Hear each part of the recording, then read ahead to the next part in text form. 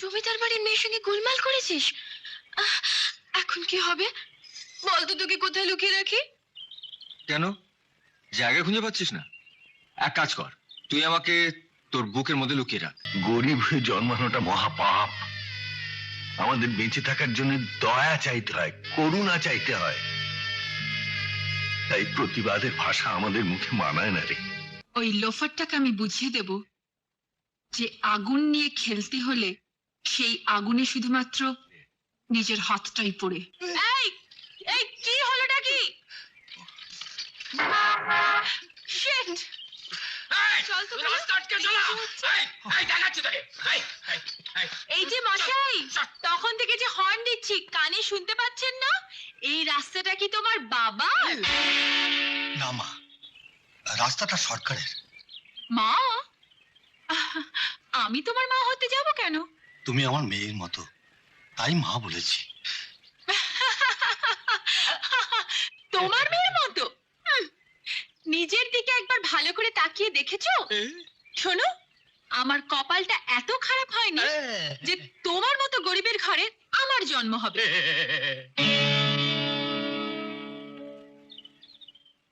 এই যে অমন হাঁ করে কি দেখছোটা কি? হ্যাঁ, আমাকে? তোমার মতো আমার শরীরে ঘামের দুর্গন্ধ নেই, আছে দামি পারফিউমের গন্ধ। এই সরাও এগুলো, নয়তো ধাক্কা মেরে ফেলে দেবো বলছি। রাস্তাটা সরু, আপনি একটু অপেক্ষা করুন। আমি আমি ঠেলে ভ্যানটা সরিয়ে দিচ্ছি। ইম্পসিবল! তোমার জন্য আমি অপেক্ষা করব? সরাও, সরাও বলছি। আপনি ভ্যানটা ঠেলে ফেলে দেবেন না, দোহাই আপনার। You scoundrel! তোমার এত বড় সাহস! তোমার এই নোংরা হাত দিয়ে তুমি আমার হাত ধরলে? You swine!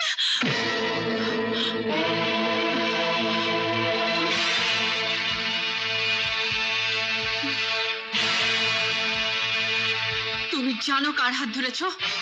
একজন অহংকারী ধনী দুলালির মেয়েরা, যে হাত দিয়ে ওর মতন একটা গরিবকে চড় মারতে গেছিল। তোমার জানা উচিত, হাত কিন্তু শুধু ধনীদের থাকে না, গরিবদেরও থাকে। এখন যদি এই হাত তোমার গালে চড় মারে, তাহলে এই হাতটা ধরার মতন কিন্তু আশেপাশে কেউ নেই। ইউ কেউ ভূত! তুমি জানো না আমি কে?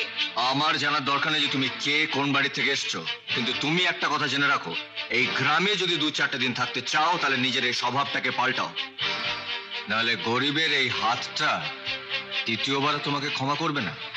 তাই নাকি? আমার পরিচয়টা পেলে বোধহয় এই কথা বলতে আর সাহস পেতে না। বলেছি তো, তোমার পরিচয় জানার আমার দরকার নেই, বরং তোমার ক্ষমতা দেখাবার জন্য তুমি আমার পরিচয়টা জেনে নাও। আমার নাম মধু। আমার হাতে এই দোতারাটা দেখছো না? এই দোতারাটা বাজিয়ে আমি এই গ্রামের লোকদেরকে গান শোনাই। তাই এই গ্রামের যে কোনো মানুষকে আমার নাম জিজ্ঞাসা করলে আমার বাড়িটা দেখিয়ে দেবে। চলো রহিম চাচা, চলো। আরে দাঁড়াও, শুধুমাত্র জেনে যাও আমি জমিদার বাড়ির মেয়ে। সরো। জমিদার বাড়ির মেয়ে? কি ভাবে চাকি নিজেকে? ওই মৌচাকের মধুর কথা কেউ শোনেনি, শুধুমাত্র আমি ছাড়া।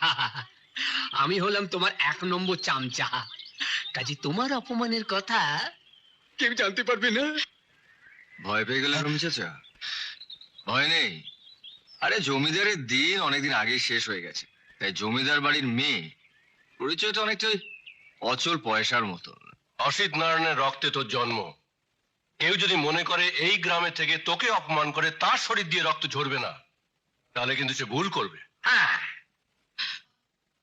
বাবা, আমি ওর কথা শুনে মনে করেছিলাম এতদিন তোমার সম্বন্ধে যা শুনেছি সব বুঝি মিথ্যে।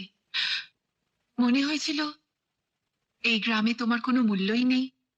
তুই জানিস না মলি, জমিদারি না থাকলেও এখন এই গ্রামে অসিত নারায়ণ চৌধুরীর সামনে কেউ জুতো পরে আসতে সাহস পাবে না।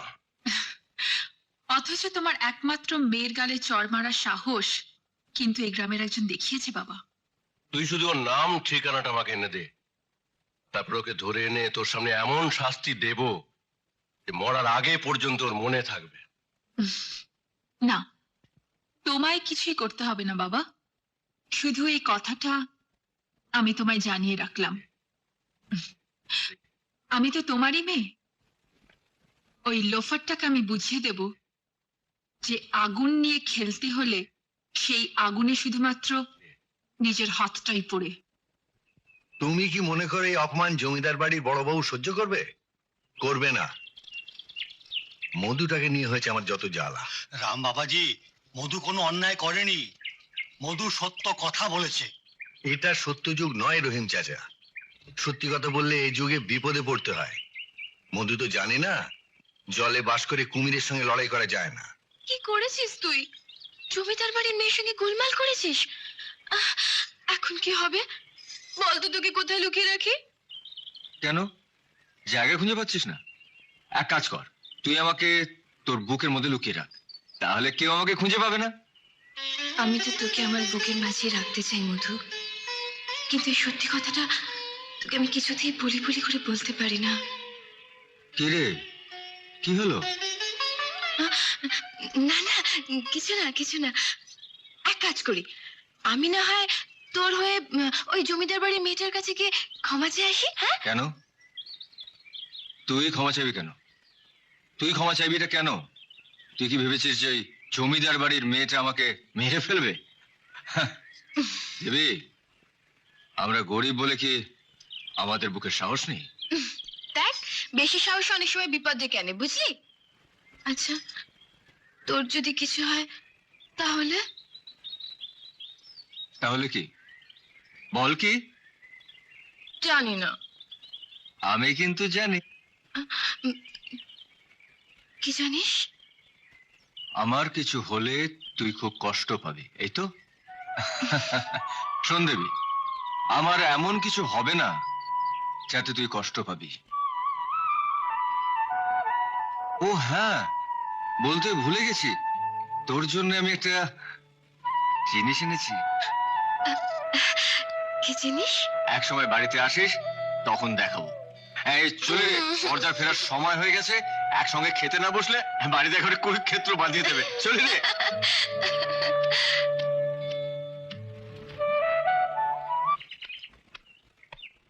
পরমা, পরমা, পরমা। আহ, হলোটা কি? এত চেঁচাচ্ছ কেন? গলাতে কি এতটুকু রসকস নেই? না নেই। তোমার সোহাগের দেওরটির জ্বালায় গলায় কি আর রসকস থাকে? আমার সোহাগের দেওরটা কিন্তু তোমার সোহাগের ভাই, যাকে ছেড়ে একবেলা ভাত খেতে পারো না। ফিরতে দেরি হলে আমার 14 পুরুষ উদ্ধার করো। হ্যাঁ করি, তবে আজ ওর 14 পুরুষ উদ্ধার করব। কোথায় হতভাগা? শোনো, এক কাজ করো, মধুকে এই বাড়ি থেকে বিদায় করো, সব অশান্তি দূর হয়ে যাবে। হ্যাঁ তাই করব। আজ ওকে এই বাড়ি থেকে বিদায় করব। কোথায় সে? ডাকো তাকে। মধু, মধু, মধু। আহা বর্দা, এত উত্তেজিত কেন হচ্ছ? আমি সব শুনেছি। বৌদি, এক কাজ করো, তোমার নিমাই সন্ন্যাসকে সন্ন্যাস যাত্রার ব্যবস্থা করে দাও। তবে হ্যাঁ, নিমাই যাসনে বলে কিন্তু কেউ পিছু ডেকো না যেন। পিছু ডেকো না? অত ছাড়া। তোর কি ধারণা তোকে ছাড়া আমরা থাকতে পারবো না? এই পরমা, ওকে বলে দাও তো যে ওকে ছাড়া আমরা ঠিকই থাকবো। আসলে কি হয়েছে বলতো মধু? এই মধু, কোনো অন্যায় করেছিস? অন্যায় কই না তো। অন্যায় করিসনি? রাস্তায় জমিদার বাড়ির মেয়েকে কি বলেছিস? বল কি বলেছিস? ও এই কথা, জমিদার বাড়ির মেয়ে রহিম চাচাকে চড় মারতে চেয়েছিল, আমি শুধু তার প্রতিবাদ করেছি। কেন প্রতিবাদ করেছিস? জানিস না আমরা গরিব, আমাদের প্রতিবাদ করতে নেই। এখন যদি জমিদার বাড়ির বড়বাবু তোমার মধুকে ধরে নিয়ে গিয়ে মারে, তাহলে কে ঠেকাবে? বলতে পারো কে ঠেকাবে? এই হতভাগা, তুই কি জানিস তুই আমার আর তোর বৌদির কে? কি চুপ করে আছিস কেন? বল বল। তোমাদের সন্তান। হ্যাঁ হ্যাঁ, সন্তান। আমাদের এই নিঃসন্তান জীবনে আমরা দুজনে তোকে সন্তানের মতো বড় করেছি। তোকে কি করে বোঝাবো যে তোকে কেউ আঘাত করলে সে আঘাত আমাদের দুজনের বুকে এসে লাগে? কি করে বোঝাবো যে তোর শরীরে কেউ রক্ত ঝরালে সেই রক্ত আমাদের হৃদয় থেকে ঝরতে থাকে? মধু, একটা কথা তোকে বোঝাতে পারি না, গরিব হয়ে জন্মানোটা মহাপাপ। আমাদের বেঁচে থাকার জন্য দয়া চাইতে হয়, করুণা চাইতে হয়। তাই প্রতিবাদের ভাষা আমাদের মুখে মানায় না রে, মানায় না। তোমার এই কথাটা আমি মেনে নিতে পারলাম না বর্দা। তুমি কি বলতে পারবে ধনী গরিব উঁচু নিচু এই ভেদাভেদের জন্য মানুষের রক্তের রং আলাদা? তাই যদি না হয়, মানুষের রক্তের রং যদি লালই হয়, তাহলে আমরা গরিব বলে নিজেদেরকে কেন ছোট মনে করব? বাবাজি, কুকুরের রক্তের রঙও কিন্তু লাল। হ্যাঁ, বলে কি তুমি বলতে চাও মানুষ আর কুকুর একই থালাতে ভাত খাবে? হ্যাঁ, এই যে তোমার বর্দার নাম শ্রীরামচন্দ্র, তাই বলে কি তোমার বর্দা শ্রীরামচন্দ্র আর আমাদের গ্রামের বড়বাবু একই থালাতে বসে ভাত খাবে? কালী কাকা, আপনি দাদাকে অবজ্ঞা করতে পারেন, কিন্তু আমার কাছে সত্যি সত্যি দাদা হচ্ছে শ্রীরামচন্দ্র, বৌদি সীতা। আমি রামায়ণের রাম সীতাকে কখনো চোখে দেখিনি, তাই জন্মাবার পর থেকে এই দাদা বৌদিকে আমি সেভাবে দেখে আসছি। শুনলে কালী, মধুর কথা শুনলে? ও দাদা বৌদিকে রাম সীতার সঙ্গে তুলনা করছে। এরপরে কি আমি বলতে পারি আমি নিঃসন্তান? তাহলে এই সন্তানের অসুখের জন্য আমার কাছে যে টাকা তুমি ধার করেছিলে, সেই টাকা তুমি শোধ দিয়ে দাও। অনেক দিন তো হলো, আর কত অপেক্ষা করব বলো? আমাকে আর কিছুদিন সময় দাও, আমি সব শোধ করে দেব। অনেক সময় দিয়েছি, সময় দিতে দিতে আমি যদি মরে যাই, তাহলে তো আমার টাকাটাই মার হয়ে যায়। না না, আর সময় আমি দিতে পারবো না। মাত্র 2 মাস, আমি কথা দিচ্ছি সব দিয়ে দেব। শুধু এইটুকু দয়া করো। তোমাকে আর দয়া চাইতে হবে না কালিদা। আমার এই শাখা দুটোতে ভরিখানেক সোনা আছে, আমি এই দুটো খুলে দিচ্ছি, আপনি বিক্রি করে নেবেন। না বৌদি না, তুমি বলেছিলে যে শাখা পরে তুমি আমাদের ঘরে এসছো। এই শাখা হচ্ছে তোমার স্বামীর সোহাগ। আমার জন্য বর্দা যে ধার করেছে, সেটা শোধ দেওয়ার জন্য তুমি তোমার হাতের শাখা খুলতে পারো না বৌদি। হাতের শাখা একজন নারী তখনই খোলে যখন যখন তার স্বামী। না, ও কথা বলিস না মধু, ও কথা বলিস না। আমি এই শাখা সিঁদুর আলতা পরে তোর দাদার আগে মরতে চাই। থাক থাক, আর কাঁদতে হবে না, কাঁদতে হবে না, অনেক হয়েছে। কিন্তু এই বাড়ির শেষবার, আর কিন্তু তোমার সময় দেওয়া হবে না রাম, এই আমি তোমায় বলে গেলাম।